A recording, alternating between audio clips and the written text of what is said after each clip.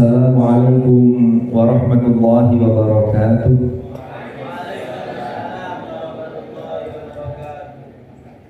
Alhamdulillahi wa kafa wa salamun ala ibadihi alladhina astafa, amma ba'd.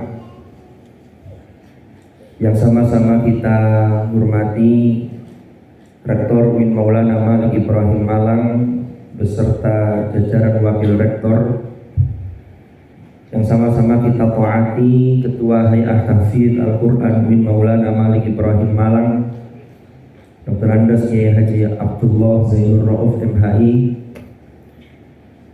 yang terhormat jajaran pembina Hay'ah Tahfidz Al-Quran, yang saya hormati jajaran Musa'id Hay'ah Tahfidz Al-Quran, yang saya hormati para panitia Syauqi yang telah menunaikan tugasnya, dan hari ini kita melaksanakan Iftitah Syauqi yang ke-13. Dan tidak lupa para peserta Syauqi yang kami cintai dan kami banggakan.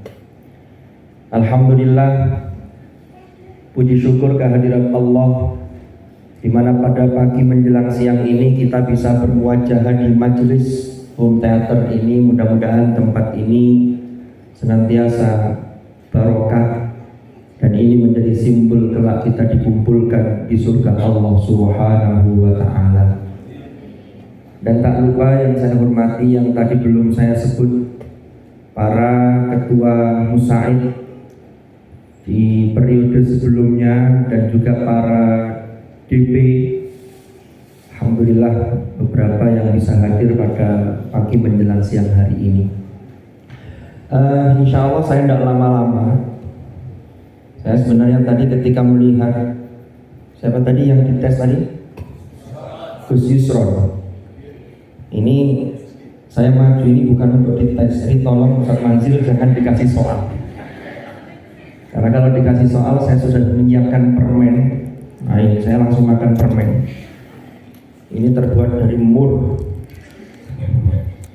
Artinya ya tidak siap. Kalau tadi Gus Yusron luar biasa, insya Allah ini merupakan potret keberhasilan peserta Syauqi. Hanya yang lain tidak ditampakkan. Yang lain ini masih masuk, masih tertutup. Kalau sekarang belum, insya Allah Syauqi tahun depan akan seperti Gus Yusron yang tasmi' 30 juz'an kamilan, lalu kemudian bisa diuji publik, diuji secara terbuka, dan ini tanpa settingan. Karena saya pernah mendapatkan satu cerita dari Al-Mukarram Kiai Haji Abdul Mun'im Syadzili. Pernah beliau itu diundang salah satu lembaga, saya tidak usah sebut nama, cukup inisial. Jadi lembaga itu mengundang dalam acara wisuda tahfidz. Lalu para undangan itu termasuk kiai-kiai yang hadir itu diminta memberikan pertanyaan, tapi ternyata sudah dipesan ini makronya ini makronya ini. Jadi ketika orang melihat lancar sekali hafalannya, ini ternyata sudah by design. Kalau di sini tadi enggak, ini luar biasa. Maka dari itu kita apresiasi semua yang terlibat, yang terkait dengan menyiapkan sampai hari ini acara Syauqi, yaitu para peserta, para panitia, dan juga tentunya para mustami yang standby untuk menyimak dan mensukseskan acara Syauqi sampai pada iftitah pada hari ini. Kita beri aplaus untuk beliau. Syauqi kita ini kan, kalau saya lihat di situ tadi, tema besarnya ini adalah liburan berkelas, hafalan berkualitas. Lalu dalam iftitah ini apa ya, membumikan Al-Quran dalam lentera peradaban zaman. Saya ingin cerita sedikit, ya dari sedikit nanti lama-lama menjadi bukit. Saya ini pernah beberapa kali ikut rombongan ngaji ke dalamnya Gus Baha. Di ruang tamu yang khusus untuk tamu, di situ sudah ada tempat tersendiri untuk penyambutan tamu yang dari jauh, di situ lalu sudah disiapkan. Itu ada di beberapa titik. Itu yang saya tertarik dengan tempelan dari cutting sticker itu. Itu ada potongan ayat. Yang di baris pertama itu hadza dzikru man ma'iya wa dzikru man qabli. Lalu di bawahnya balillaha fa'bud wa kum minasyakirin. Lalu di bawahnya lagi ayo ngaji, ayo bertasbih. Saya angen-angen. Ini ada konteks-konteks tertentu sehingga ayat ini atau potongan ayat ini dipilih untuk menjadi satu kata-kata yang bisa memotivasi. Saya mencoba untuk menggali dan membuka beberapa tafsir. Yang pertama terkait dengan hadza dzikru man ma'iya wa dzikru man qabli. Ini ada dalam surah Al-Anbiya ayat 24. Amittakhadhu min dunihi alihah qul hatu burhanakum hadza dzikru man ma'iya wa dzikru man qabli bal aktsaruhum la ya'lamuna al-haqqa fahum mu'ridun. Benar ya surahnya? Saya jadi agak grogi karena di sini dihadiri oleh orang-orang luar biasa. Ada Gus Yusrol peserta Syauqi yang luar biasa. Ada Ustadz Manzil, imam besar Masjid Korea. Namanya sekarang ganti Kim Jong Kim Jong Zil. Mohon maaf, jadi agak grogi dikit-dikit tak apa-apa. Oke. Hadza dzikru man ma'iya wa dzikru man qabli. Kalau kita lihat dan kita buka terjemahan, itu hanya kita temukan begini. Ini adalah peringatan bagi orang yang bersamaku dan orang-orang sebelum aku. Apa yang dimaksud zikr itu? Di dalam At-Tafsirul Munir fil Aqidati Wasyari'ati wal Manhaj, Profesor Wahbah Az-Zuhaili itu menjelaskan, menafsirkan begini, Al-Quran ini ya adalah peringatan bagi orang-orang yang bersamaku, bagi mereka yang bersamaku, yaitu orang-orang beriman dan juga orang-orang sebelum aku. Yang menarik, Al-Quran itu kan diturunkan kepada Allah lewat malaikat Jibril kepada Hadratur Rasul. Lah, nabi-nabi sebelum Rasulullah Muhammad sallallahu alaihi wasallam itu diturunkan kitab suci dan itu bukan Al-Quran. Tetapi di situ dikatakan hadza dzikru man ma'i wa dzikru man qabli. Dalam qiraat lain ada yang baca ma'i, tapi Hafiz An Asim membaca ma'iyah. Kan begitu. Kenapa? Karena Al-Quran itu musaddiqan lima baina yadayhi. Dan Al-Quran itu tidak membawa ajaran baru, tetapi ini menyempurnakan. Karena ajaran yang inti itu adalah tauhid. Makanya kalau sampean ngaji Fadhailul Quran yang dikumpulkan dari beberapa kitab oleh Ustaz Masyuti yang kemarin sedang ngisi di Syauqi itu kan ada beberapa pendapat ulama, termasuk dikatakan yang kuat itu mengatakan bahwa zikir yang paling afdol itu adalah Al-Quran. Kalau ada pertanyaan bagaimana dengan ungkapan afdolul zikri fa'alam annahu la ilaha illallah, maka sesungguhnya Al-Quran itu intinya adalah la ilaha illallah. Oke, saya kembali ke zikru mamma. Apa sih zikr itu? Zikr itu pelajaran, zikr itu peringatan, zikr itu untuk diingat, zikr itu ya jangan dilupakan, nama juga zikir. Zikrullah, ingat Allah, berarti kan tidak melupakan Allah. Lah, Al-Quran itu disebut oleh Allah sebagai zikr. Al-Hijr ayat 9 Allah mengatakan inna nahnu nazzalna dzikr wa inna lahu lahafidun. Jadi al-zikr itu adalah peringatan yang dengan peringatan itu zikr sampean itu bisa naik. Zikr loh ya, jangan gitu harokat loh ya. Zikrnya sampean itu bisa naik dalam arti nama sampean harum. Makanya dalam surah Al-Anbiya yang bawah itu, laqad anzalna ilaikum kitaban fihi dzikrukum afala ta'qilun. Sungguh kami turunkan kepada kalian satu kitab yang di dalamnya ada dzikrukum, ada peringatan bagi kalian. Kalau kita mengingat kitab suci itu, mulai dari lafadznya, lalu angan-angan maknanya, lalu diaplikasikan dalam tindakan kita, maka di situ fihi dzikrukum itu bisa mengangkat nama baik Anda. Di sisi Allah nama sampai terangkat. Allah berfirman, kenapa kok ada mufassir yang mengatakan dan menafsirkan itu nama baik? Allah berfirman dalam surah Al-Insyirah atau Asyarah, wa rafa'na laka dzikrak, dan kami angkat bagimu Muhammad namamu, sehingga nama Rasulullah itu harum. Nama Rasulullah itu betul-betul dikenang sepanjang masa. Dan itu ukuran itu terlihat nanti ketika kita sudah kembali kepada Allah. Nanti bagaimana orang-orang setelah kita itu mengenang kita. Karena ketika kita hidup itu kadang-kadang ada orang baik tapi yang dituduh yang enggak. Ujian orang itu macam-macam. Tapi nanti waktunya akan membuktikan, nanti namanya tetap akan harum karena Allah yang mengangkat derajat mereka. Belum lagi nanti di akhirat di hadapan Allah, karena ada zikr ini, hadza wa hadza dzikr, hadza dzikru man ma'iya wa dzikru man qabli, maka disitulah nama sama juga akan terangkat, derajat Anda akan terangkat di hadapan Allah. Maka dalam hadis yang sangat terkenal sekali, iqra wartaqi warattil kama kunta turattilu fid dunya fa inna manzilataka inda akhiri ayatin taqra'uha. Lu kan gitu. Jadi ini satu ayat, hadza dzikru man ma'iya wa dzikru man qabli. Lalu yang kedua, saya menjelaskan 3 baris ini aja.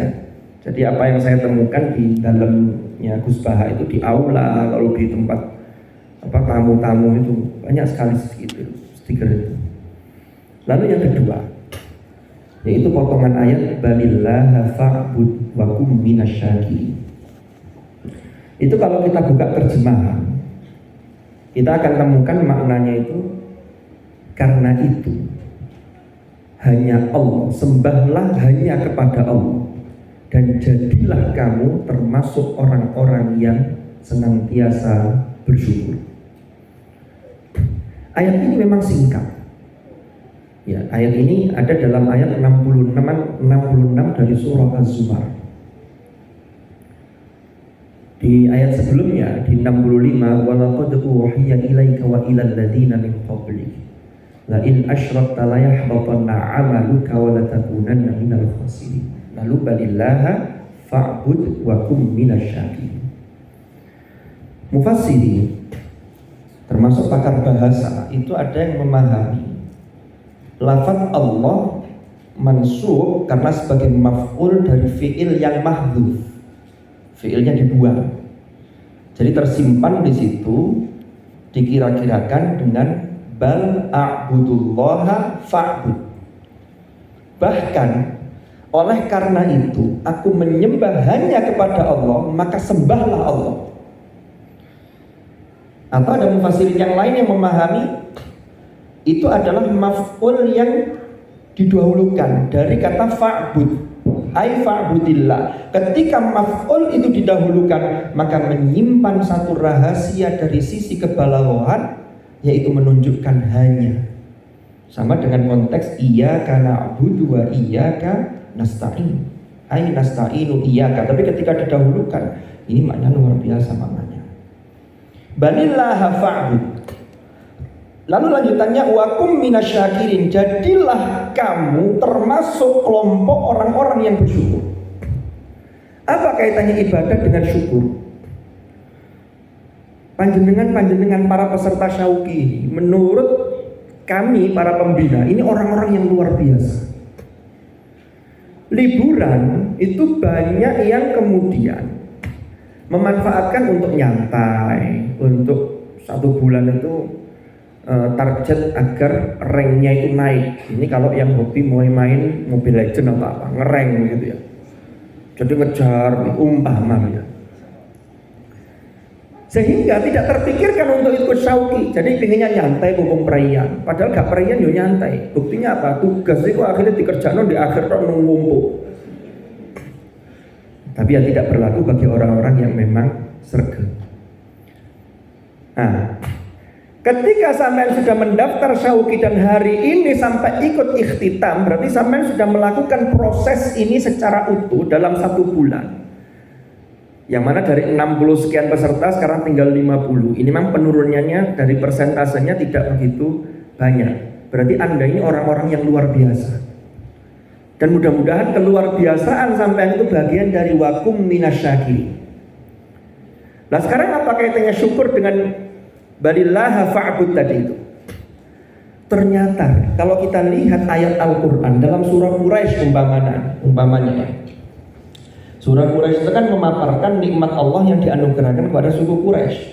Li'ilafi Quraisy ilafihim rihlatash syita'i was-shaif. Diberi rasa aman, bisa melakukan bisnis dengan aman, lalu dipenuhi, ya kan? Alladzi at'amahum min ju', kebutuhan sandang papan pangannya terpenuhi. Lalu merasa wa amanahum min khauf. Apa perintahnya? Falya'budu. Sehingga disinilah mufassirin menemukan satu pelajaran, bentuk syukur yang paling konkret itu tidak lain adalah bagaimana peningkatan kualitas ibadah, dan salah satunya ibadah untuk mendekatkan diri kepada Allah adalah dengan berinteraksi secara intens dengan kalamullah. Kan betul? Karena Imam Ahmad bin Hanbal itu diceritakan dalam athar itu di dalam kitab Fadhailul Quran itu kan pernah bermimpi bertemu dengan Allah. Tidak usah ditanyakan bentuk mimpinya, kaifiyahnya tidak usah ditanyakan. Lalu bertanya, itu 99 kali. Lalu beliau cerita, kalau saya bertemu yang ke-100 kali saya akan tanyakan apa yang bisa mendekatkan seorang hamba sehingga menjadi derajatnya orang-orang yang disebut al-muqarrabun. Jawabannya Allah apa? Bikalami, dengan kalamku. Imam Ahmad bin Hanbal tanya, bifahmin au bighairi fahmin, apakah harus paham atau nggak paham nggak apa-apa? Ternyata jawaban Allah bifahmin au bighairi fahmin. Faham nggak paham, yang penting sampai sergep, apalan dulu, deres dulu. Nanti insya Allah lama-lama kalau ada usaha yang serius, Allah akan memeluk mimpi Anda, usaha Anda itu, sampai akan diberi pemahaman. Rabbi zidni ilma warzuqni fahma. Para hadirin dan hadirat rahimakumullah. Makanya Nabi Musa ini dulu pernah disampaikan oleh Ustaz Yahya. Qala ya Musa inni istafaituka 'alan nasi bi risalati wa bi kalami fakhudh ma ataituka wa kum minasyakirin. Jadi termasuk bentuk syukur itu, ketika sampai sudah diamanati Al-Quran, sudah menjadi peserta syauqi dan bertahan sampai selesai, itu termasuk bagian dari bentuk kesyukuran panjenengan. Makanya kesyukuran inilah yang nanti insya Allah akan membuka pintu rahmat, akan membuka pintu keberkahan dan fadl dari Allah Subhanahu wa ta'ala. Jadi balillaha fa'bud wa kum minasyakirin. Sehingga ada ungkapan yang sangat terkenal, kalau panjenengan ingin matur kepada Allah, maka jalannya melalui sholat, karena sholat adalah as-sholatu mi'rajul mu'minin. Tapi kalau panjenengan ingin Allah sering-sering menyapa kalian, maka tidak lain adalah dengan kalamullah, dan kita selalu berinteraksi dengan sebaik-baiknya. Ini baris yang kedua, balillaha fa'bud wa kum minasyakirin. Dan yang terakhir, baris ketiga, berbahasa Indonesia, ayo ngaji, ayo bertasbih. Jadi ini mengandung makna yang sangat dalam. Ngaji itu bentuknya luas. Ngaji itu bentuknya luas. Ngaji, baca Quran deres, iku yo ngaji. Sampai mulai memahami isi Al-Quran dengan belajar dari kitab-kitab yang ada, tafsir, lalu kitab fikih, itu sesungguhnya adalah bagian dari bagaimana memahami Al-Quran. Bagaimana usaha kita untuk tidak hanya bighairi fahmin, tapi untuk menuju ke fahmin. Lalu kalau sudah dilakukan itu juga ngaji. Makanya orang Jawa itu bilang menghormati orang itu ngajeni. Enggak iso ngajeni uang karena ngaji itu sesungguhnya laku. Jadi ilmu yang sudah sampai dapat, sampai peroleh, bagaimana dipraktekkan, bagaimana ketika ketemu dengan orang. Nah itu ngaji. Dan jangan lupa, ayo bertasbih, ayo ngaji, ayo bertasbih. Dan tasbih itu dimanapun tempatnya, dimanapun kondisinya. Tapi terlihat lihat ya, kalau tempatnya artinya tempat-tempat yang memang tidak layak, ya kita tidak melakukan di situ. Tapi hanya bisirri, itu dalam hati. Tapi bagaimana inna fi khalqis samawati wal ardi wa ikhtilafil laili wan nahari la ayatin liulil albab alladzina yadhkuruna Allaha qiyaman wa qu'udan wa 'ala junubihim wa yatafakkaruna fi khalqis samawati wal ardi. Karena tasbih itu dampaknya luar biasa. Buktinya apa? Nabi Dzun-Nun atau Nabi Yunus itu Allah mengatakan dalam surah As-Saffat, falaula annahu kana minal musabbihin lalabitha fi batnihi ila yaumi yub'atsun. Seandainya Nabi Yunus itu tidak bertasbih dalam perutnya dalam perutnya ikan paus itu, dia akan tetap tinggal di situ sampai hari mereka dibangkitkan. Berarti Yunus tidak diselamatkan. Tapi dengan tasbih itu luar biasa. Makanya tasbih itu termasuk zikir, sampai mensucikan Allah, baca Quran, itu termasuk bagian secara umum dari bertasbih juga. Maka insya Allah mudah-mudahan apapun yang kita lakukan, termasuk kita sedang menuntut ilmu di kampus ini, diberi kemudahan oleh Allah Subhanahu wa Ta'ala. Dan setelah melakukan syauqi selama 1 bulan ini, di semester depan kita semangat karena kuliah. Kalau kita pahami bahwa itu bagian dari ngaji untuk bagaimana kehidupan kita ini di masa yang akan datang sampai kelak kita menghadap kepada Allah, maka semua itu akan bernilai ibadah di sisi Allah Subhanahu wa Ta'ala. Saya kira itu nggak usah banyak-banyak karena Ustaz awal sudah konfirmasi, doa segera disampaikan oleh beliau. Jadi acara intinya doa dari Ustaz awal, sehingga nanti secara doa kita mulai lagi acara dari awal karena yang doa Ustaz awal. Kalau yang doa Ustaz akhir selesai setelah doa.